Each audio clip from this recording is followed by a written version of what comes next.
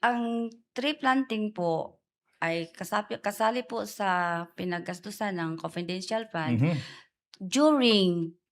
Before po gawin ang tree planting, ang aming security officer, Your Honor, mag-conduct po sila ng surveillance, Your Honor. Yes, Kung ma'am. safe ba. Yes, ma'am. Tama po, tama po. Kanang Mm-mm. action, Your Honor, part na sa Okay. confidential fund, Your So Honor. sinasabi nyo, importante yung confidential funds para masigurado yung security ng Vice President. Tama po ba?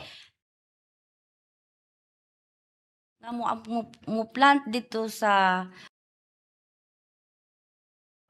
Now, hindi po ba noong August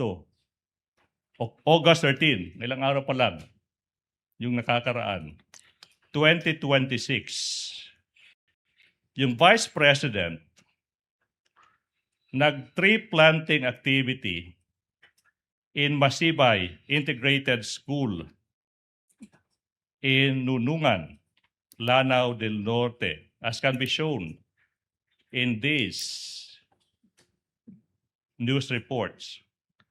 Tanong, 2026. Ito yung tanong now. May confidential funds ba yung Office of the Vice President sa taong ito, 2026?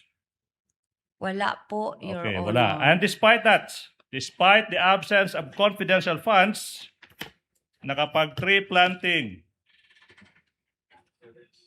with God's blessing, nakapag-tree planting yung Vice President, nagligtas ng walang untoward incident. Tama po ba?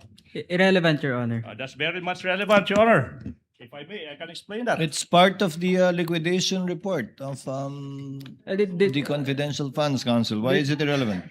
This is for 2026, Your Honor. The question pertains to an activity in 2026, Your Honor, which is not covered by the articles of impeachment, Your Honor. This is 2026, Council? Yes, Your Honor. 2026, the point is, there was no confidential funds allocated and the Vice President was able to conduct one. Sinasabi ng, if I may, Your Honor. I get your point, Council. Yes. I think Council was able to explain Attorney Linden.